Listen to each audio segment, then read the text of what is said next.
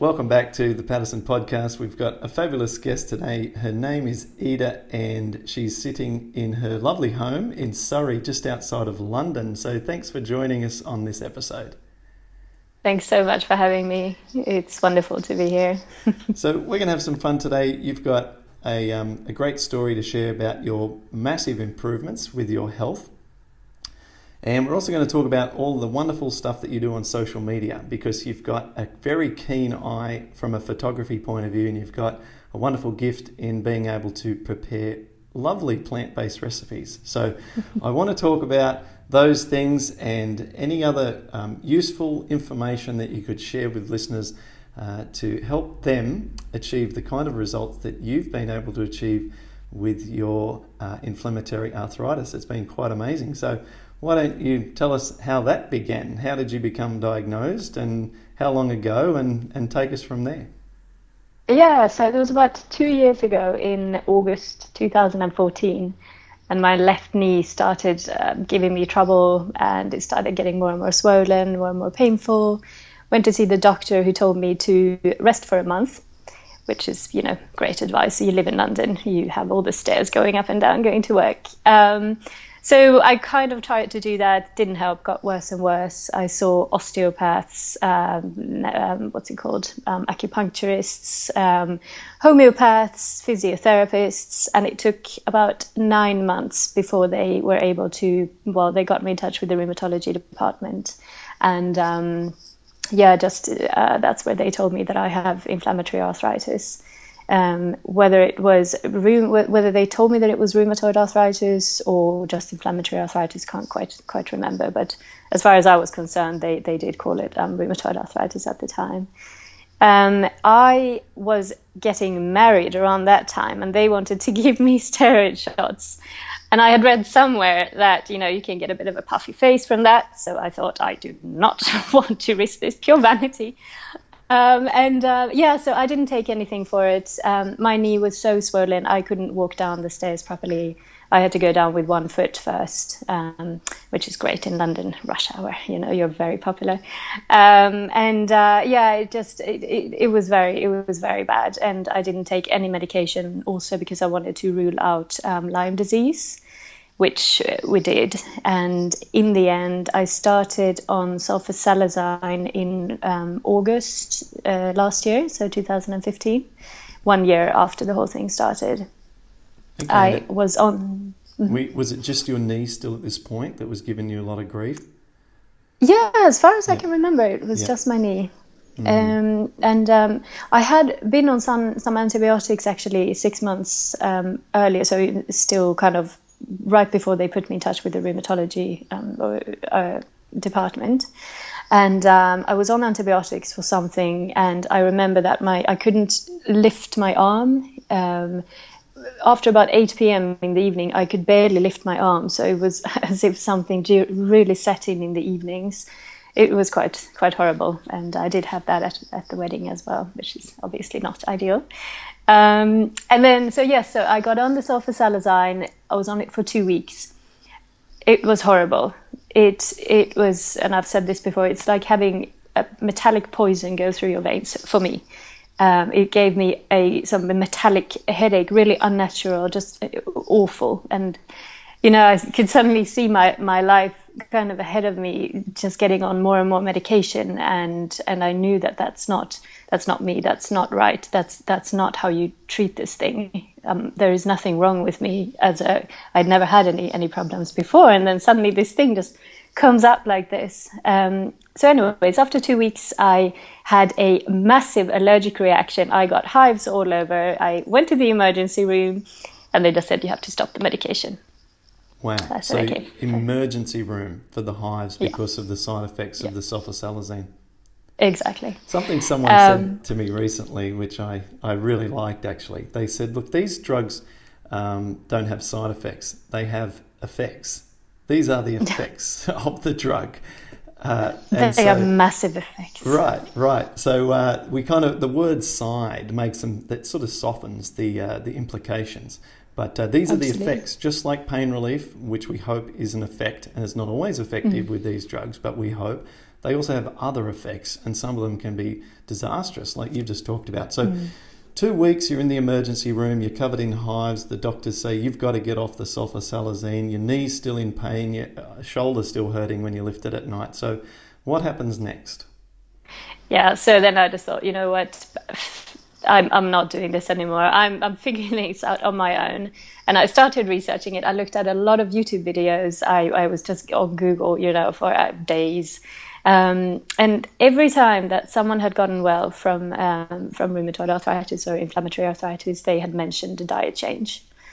And I never would have thought, I'm not going to go vegan, obviously. It's just, that's not me kind of thing. So what I did was I cut out dairy, gluten, and refined sugars. And within weeks, I went back to see the rheumatologist. All my results were back to normal. And she was just, astounded. She'd basically never seen anything like this.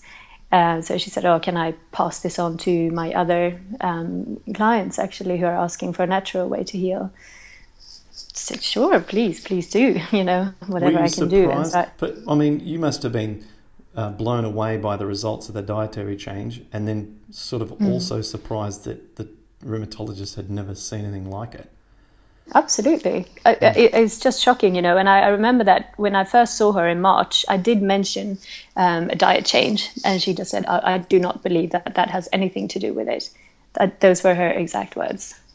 And I love cooking, and I love healthy cooking, and I just thought that was very strange. But then I didn't think more about that. So. Yeah, it just not a day goes past when I don't get someone emailing me saying that their doctor said that the diet has nothing to do with the disease. It's one of the most common things that we hear from the rheumatologists. And I had someone email me, was it this morning or last night? I forget. But he said that his doctor was so adamant about it that it became awkward. Because. You don't want to get into an argument about it with the person that you, but I don't know. Anyway, everyone knows my opinion on that. I really think that, in some cases, and this sounds really extreme, but in some cases that it brings under question the continuity of the license of that professional if they are so ignorant that they don't know what can occur. I would go so far to say that if you took 50 people with rheumatoid arthritis and you only made the changes you suggested, which aren't radical, you just stop eating dairy products, some gluten and a few refined foods, that of those 50, I reckon that 15 to 20 of them could halve their medication straight away. Halve. Absolutely. Yeah. There is no doubt in my mind whatsoever. Yeah. I think dairy for me was the biggest thing, because I was allergic to dairy when I was, very, very little. And then it just kind of creeps back into your diet over the years. And I think one of the funniest things that happened was when I told the nurse who was administering the drugs. She was asking me a few questions of how this happened. And I just said, it's due to a diet change. And she said, no. This often happens. People improve when they get a serious allergic reaction. So that's why. And you will be fine for a few months, and then it's going to come back. That was kind of her idea. So I thought, okay, we'll see. Yeah. Now, people should know that you and I have communicated a lot before in our community forum, which you're a very loved member amongst folks, not just for your contributions, but for also your inspiration that you've provided by, just really having wonderful results and sharing them. It's so inspiring for the other members. And I recall you posting that conversation about that reaction that nurse had.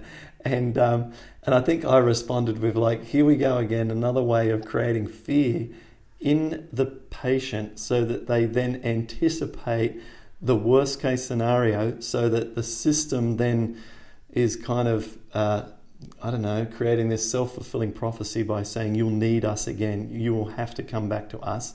And it was quite disturbing, the confidence she had that you will have to come back and that everything's going to be bad. You've only got a few months of relief. I remember that when you told us that. Isn't it shocking? Yeah, it's very sad. And then, I guess they don't ever really see people improving like this. So they do also go by, you know, what they have seen and what they do know, and there is no education within, apparent, as far as I understand, within the medical education. There isn't any focus on diet more than, I think, a few hours.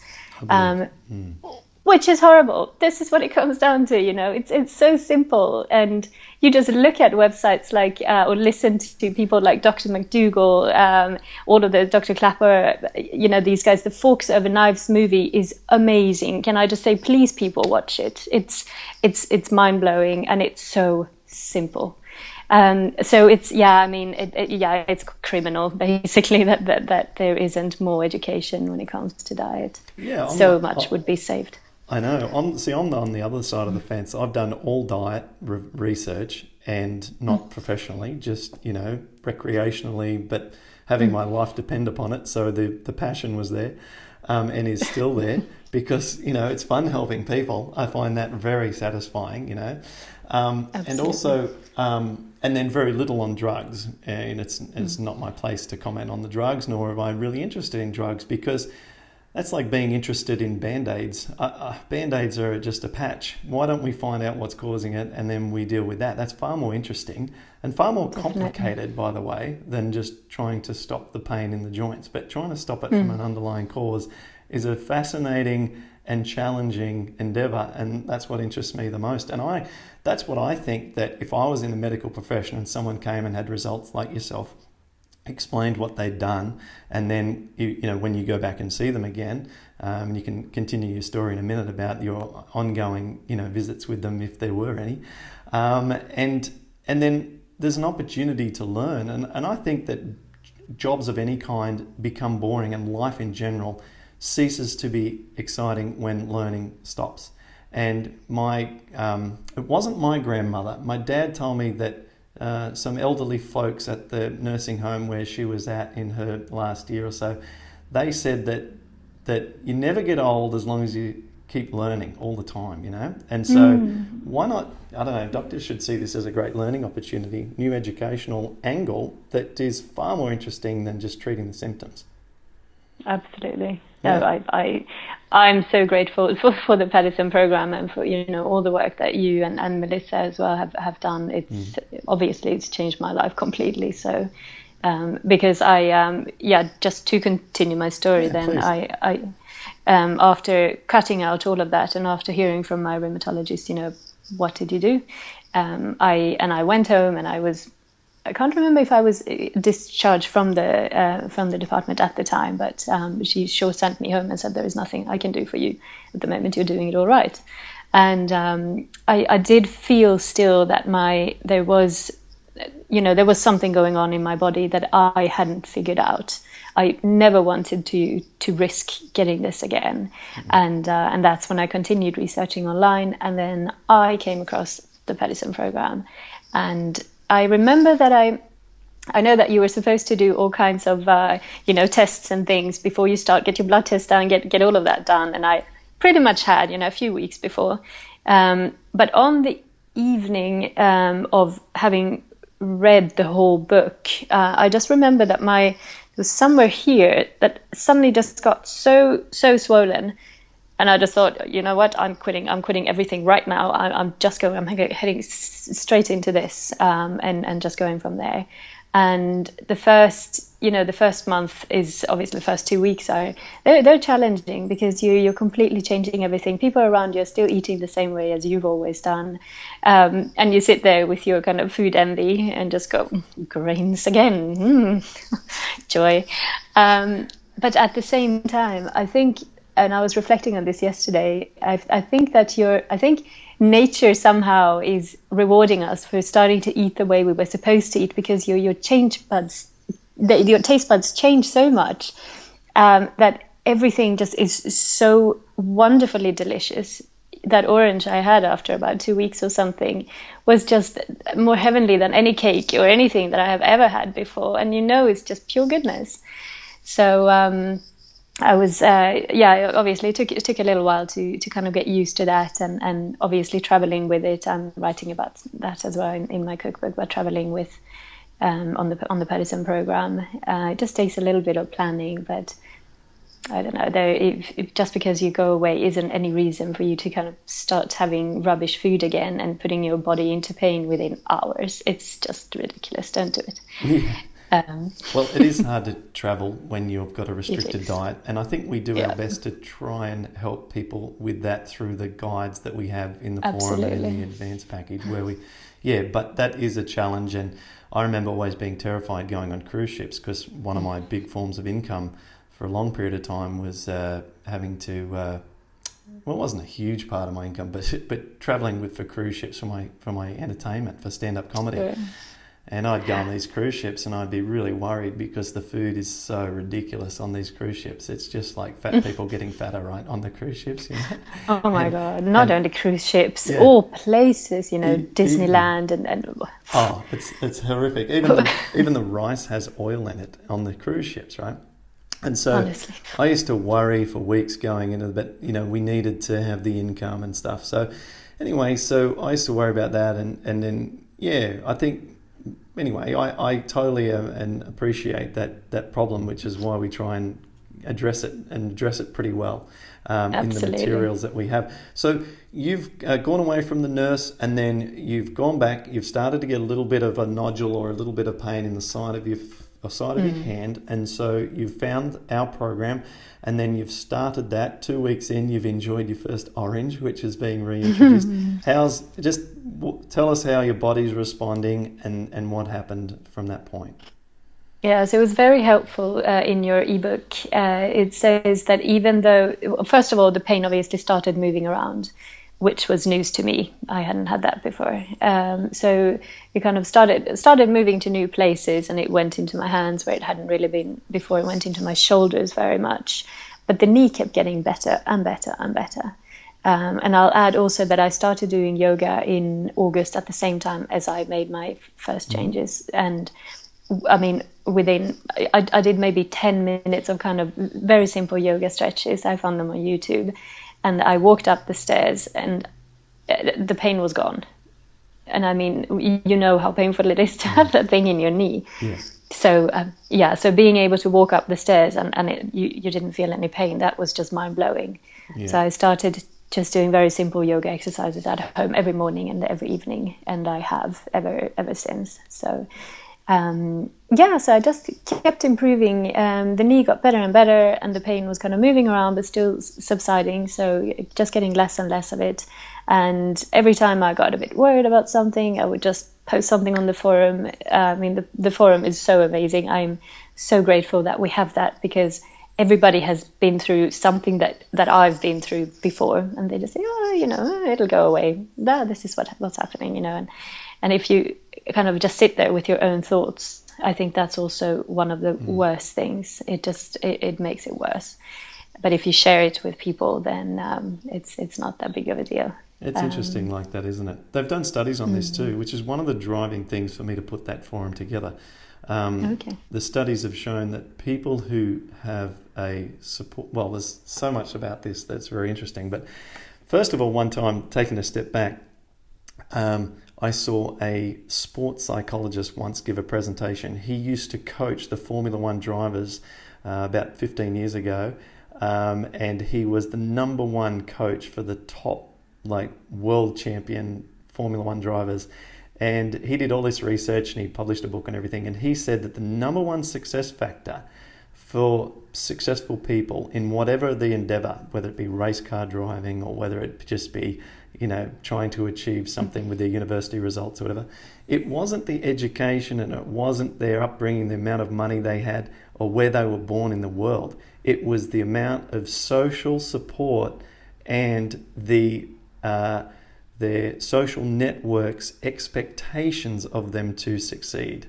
Okay, so it's the community that you spend time with that most heavily influences the outcome of, So that was one thing that drove me to put together the community and surround myself with people who only thought I was going to get well. But then also specifically with RA, they've done studies where they've had people with RA go to support groups, and they attend the support groups once every for every other week or so forth. And over a period of 6 months, those that just simply go and talk about their condition have a clinically improved outcome than those who do not speak about it in that format. And so it's like not just feels right, but it's helpful from a science point of view to heal the body. So it's very powerful. Absolutely. Yeah. Well, I mean, the thing is that my kind of RA, whatever it was, obviously started after a very stressful time emotionally. And so I'm not surprised that that's also, going to help. There is just so much, our mind and body, they are connected. It's, it's not just kind of new age talk. It is. Yeah. And what's cool about more, just to crap on about more science and stuff, because I've just been reading a lot more about it, because I'm updating the program. I'm putting more content, a guide for rheumatologists inside the forum and all that sort of stuff. And so I've just spent a lot of time looking at more of the research. On that as well, sorry, I've just lost my train of thought. It was the, what was it that I was just going to mention? It was the science to do with something. Oh, with mind and body and how it's all connected. It was the stress. Yeah, sorry. So it's two kids. I got 2 kids now. I don't know where my brain's at. They're about to come home too, and I'm like, oh, what's going to happen when they walk in? I'll have 2 kids on my lap. So no, it's So the studies are there as well with regards to the stress as well. It's clear because it directly lowers the amount of healthy bacteria in the intestine, which translates to less of a functioning immune system. So it's all there. Stress will bring it on. Just like definitely, definitely. We keep interrupting your story. Let's continue on. You're now going up and down stairs pretty well because of your yoga. You're sticking with the program, introducing more foods. You're finding that that's working. And so what happened next? And then Christmas comes around and I go to Sweden, which I have been dreading a little bit because, they're going to have all the lovely foods that I'm used to. We do a big Christmas ham and things. My mother has, in the summer, she's gone and picked some mushrooms and chanterelles, and she's stored them in little bags in the freezer just as, use them up. And so I basically had those. I just made such lovely, little chanterelle sauces, and I had the same things as the rest of the guys did. I had my potatoes and my peas and just the salads and everything. And I didn't actually miss having any of the things that I thought I would, which was very surprising to me. So had a lovely time in Sweden and came back. Saw the rheumatologist again in January. Completely at that point, she just said, there is nothing that I can do for you. So I'm discharging you. I want to see you again in a year's time. How about that? And the very interesting thing is that she says that she's now working on a research project with some other doctors on looking at the connection between the kind of gut flora and rheumatoid arthritis. And this is obviously a person who was talking to me just 10 months before this, saying that it had nothing to do with with diet and things. So that was very positive, and she was taking the things in that I told her, obviously with a bit of a well, what about your calcium, what about your iron levels? And I'm just there is nothing you can say about that there. I go and check that regularly, and my doctor says they're better than average. Your calcium levels are higher, for example, so there's nothing that you're lacking. Absolutely. That's brilliant. And so you're sort of several months ago since that consultation, so you've got something scheduled now for next year? January next year. Yeah. Okay. There is nothing they can do for me. So they don't discharge many people, I know that. So tell me, when you were told that you didn't need to come back for 12 months, your body must look and feel pretty good for them to say that, or for her to say that. Absolutely. So did she go over your body and you show her your areas that are affected, and was there anything that was left? No, she didn't even look. So she did at the follow-up appointments, kind of in August, and every time she's had some new what's it called, kind of doctor interns or people who are just there for the day to see what's happening. Okay, yeah. Every time, and so what I've done is I've kind of bombarded them with information about the Paddison program. And, they've been, wow, yoga did this. And I was like, diet changed as well. They were like, wow, that's amazing. And I'm like, you just remember this because you're going to be the next generation of doctors. You have to be open to these things and you'll be able to help so many people. So, yeah, that was a sneaky little thing for me. I love it. Yeah, that's really cool. But yeah, no, and yeah, she was saying to them at one point, we were looking at my knee and the guys were kind of feeling my knee and saying, yeah, it's a little bit swollen here. And she said, you should have seen this 6 months ago. It was massive. It was just horrible. So, it's all gone down. And not thanks to any medication. Yeah, that's fantastic. And so it was good that she was able to kind of jump on the bandwagon of the story and of the degree of improvements in front of the people who were sort of up and comers.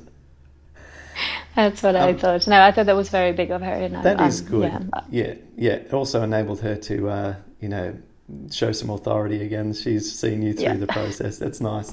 So now we talked about some strengthening stuff on your knee also in the forum. So I found that when the swelling went down on my knee, I had a long time required to build up the strength in my quadricep before before it felt really clicky and bone on bone sort of thing, because the inflammation was in my knee for many years at a very high level. So my question is, what did you do to restore the strength in your knee? Because when we have inflammation for a long time, it weakens the little tendons and ligaments around at the connective level. So what did you do? Absolutely. What I've found most helpful, and I started doing this only a few months ago, so I got on the cross trainer and I've been working up the resistance on that until I'm at the max now, which is 20.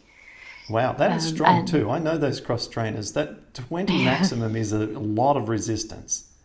Yeah, I guess it must be because I keep pressing the thing and it doesn't go any further. So I suppose it's a good thing. And then I do the inclination. I put that up 2 steps as well.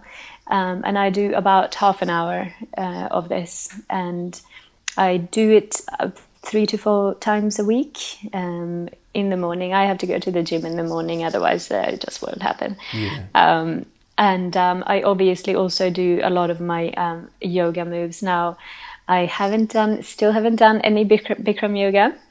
I'm sorry. I do have a hot yoga class coming up here nearby. There isn't any Bikram here. I can obviously travel into London, but I'm a country gal now. Yeah, what you're talking about, if we refer to Bikram as rehab or medicine, which it is, it's both of those.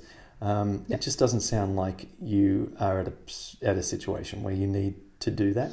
It just sounds like it's actually like it's not overkill. That's the wrong word, because I think people even who don't have any particular pains of any kind would get great lifestyle improvements from doing it. But It just sounds like you're doing just fine without the need for that. Yeah.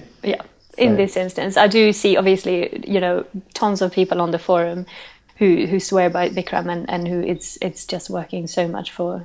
So definitely give it a go and see how it goes. But for me, it hasn't been something that I have been doing. So I think what's important, and you tell me if this is true, but what was true for me is if I did any kind of strengthening exercises on my knee or using my legs a lot, I always found that I had to do stretching. So I needed to strengthen, but also stretch. And so that seems to be exactly what you found with cross trainer, but also the yoga, because otherwise the muscles get tight, don't they? Yeah, they do. I've just always been very much into stretching. We learned that early on at school, and I was surprised when I then went out into the world that people don't focus very much on stretching. So I would definitely encourage everybody to do it as much as they can. You just can't seem to overdo too much.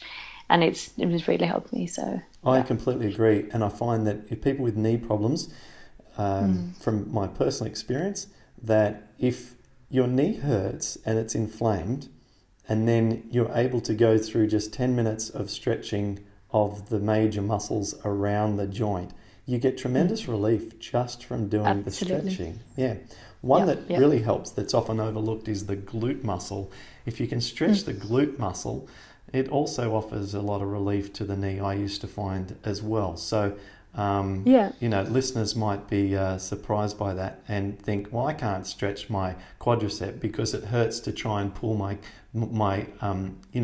the lower part of my leg, like the calf muscle, and up towards my bum, that hurts me.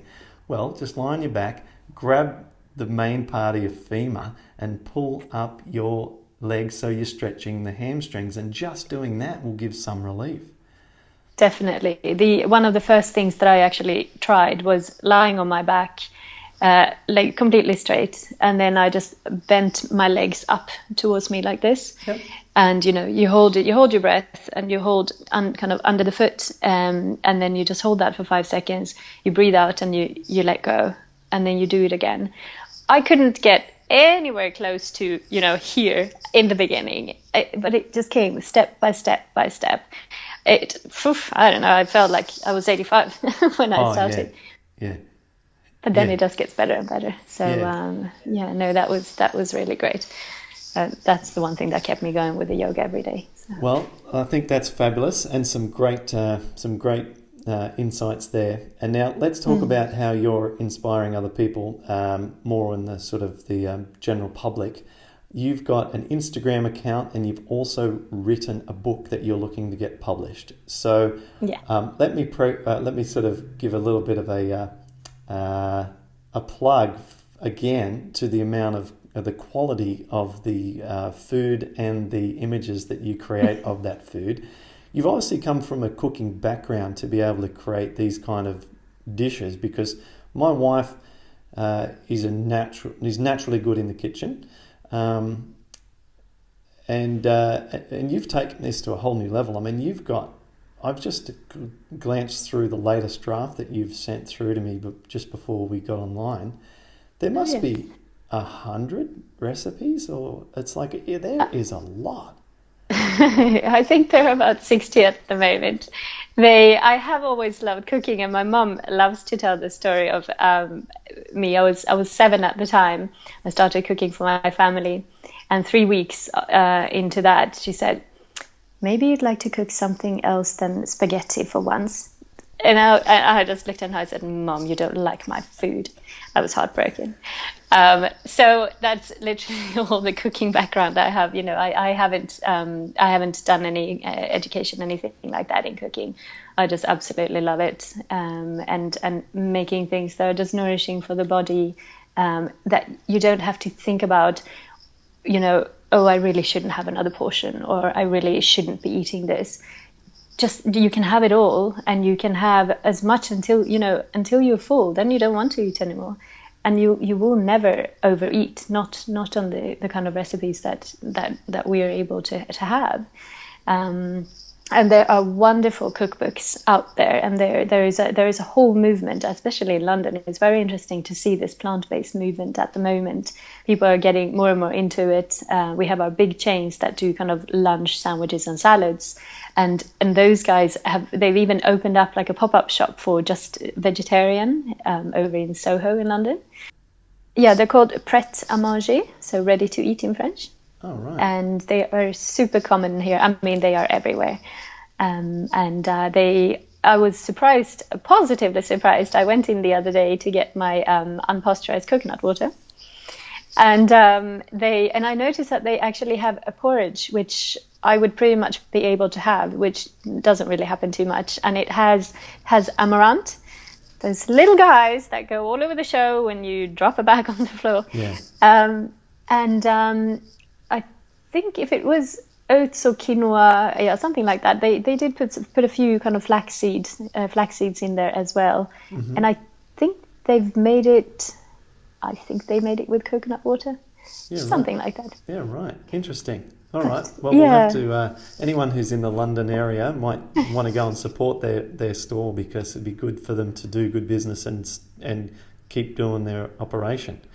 Absolutely. So Yes. you've grown to be a good chef on your own. What about the photography? How did you take any classes, or are you just naturally a good with the camera? Yeah, I love taking photos, and I used to run an antique jewelry blog, so I would take a lot of photos for that. And Really? I'm quite a visual person, as you know from the forum. You know, I like to post some photos every now and then to kind of give an image of what things are like at the time. And so I've taken one class in photography, but I do really love it. So I've You'd get along great with my wife. I mean, she loves uh, creating plant-based foods, and she loves photography, and so you guys would yeah, get along really well. Uh, I so, think so too. when's your book going to be published? People would be very keen. I'm certainly fully behind it. I'm going to give it a good leg up online, because Great, thank it's you. really just not just visually amazing, but it also has fantastic foods that are all compliant with the sort of foods that I encourage people to eat, and want to help you spread the word to help others to eat well and to get Great. well. Yeah. Tell us more Yeah, about well, the publication of it. yeah. So basically, first of all, the reason that I started writing it is obviously I know how hard it is to start cooking in this way, and you don't really know. It's a whole new kitchen. You don't know what to use, what ingredients, how to use them, how to combine them, and so I started just documenting them as I went along after joining the Paddison program. And yeah, and then it just kind of grew from there, and there was a lot of I wrote that Facebook post where I told everybody about Yes. my journey, and so many of the comments just said, a cookbook. I don't have any kind of issues like this, or any I don't have a condition. I would love to get that cookbook anyway. And so there was a lot of positive response from just the general public, and lots of friends and people Awesome. who just want to improve their way of eating, but they don't quite know how to do it. And I meant to say earlier that there are lovely, wonderful cookbooks out there, but there just isn't that one book that we are able to use. Because there is oils in everything. There are a lot of sugars, a lot of tons of kind of maple syrup and agave syrup and things just going in, and it's not what I call really a whole foods plant-based diet, even though in a way it is. There are so many little There are, but you've also not that you need a point of difference. The world needs a ton more quality Thank plant-based cookbook. There's no doubt about that. But the fact exactly. that you've come at this from having a very serious diagnosis, the fact that Yeah. you've eaten and stretched and conditioned your body back to health to the point where the doctor said, see you in 12 months and we'll check in on you occasionally. You've got that story that people can connect with, that you've lived this, and this isn't something that you're doing off the back of requests after being a chef for 10 years and famous. I mean, this is heart and soul Iida, you know what I mean? Yeah, it really is. It's literally it's genuine recipes that have helped me get well again. So they would obviously be, it would be good to spread the word. And so yes, there is a publisher that is interested in it at the moment, and I know that there will be a lot of tweaking. My biggest problem is that when I cook, I don't measure. So now I'm having to go back again, and I'm having to kind of measure to all the teaspoons and all. So that's just the only thing that's, I'm just having to cook a lot. So friends and family come over. And that's what's happening at the moment. And those guys are looking at it and trying to see what kind of needs to be tweaked and things. But I might send it to a few more. I'm not quite sure yet what I'll do. Yeah, Let's see what the great. best. That's really exciting. I'm really pleased Yeah. to hear that, and happy for you. Yes. That's it's very cool. So Yeah. what's coming up now for besides publishing the book? What are your kind of aspirations for sort of the near to immediate future? Have you got grand plans to open up a cafe, or did you want to, broaden your popular Instagram to become sort of a celebrity plant-based chef? Tell us what would be great for you. What would be the next level? Yeah, I think my dream would really be that for us to be able to go into any restaurant and eat something. It's not, a huge thing to have. It's not a massive ambition, but yeah, it's not happening at the moment. And the fact that you can't go into any place and eat the most nourishing and healthy food, Yeah. it's just not on the menu because it's all covered in kind of oils and animal products. And I somehow wish that I could build some kind of a food network and a food empire of some kind where restaurants can even just contact me and get ideas on, okay, fine, so what would be a good plant-based dish for us to have. That would be one part of it. I would love to run a cafe where there would be takeaway food, and there would be a really nice kind of relaxing place to just sit and enjoy your food, sit there with your friends, have your green smoothies or your red juices or your green juices or your yellow juices, whatever juices. They would be, I think, just things that people can do, take things away, take food away, and they don't have to worry about what to have for lunch. All of that would be a great dream of mine. And I am in touch with a few people who have wonderful aspirations as well. So, we're brainstorming and seeing what could happen here. But I just think there is so much scope for it because people are moving over to a plant-based diet, or they are incorporating it more and more. And I think that's just the most wonderful thing because we know what it does to our bodies.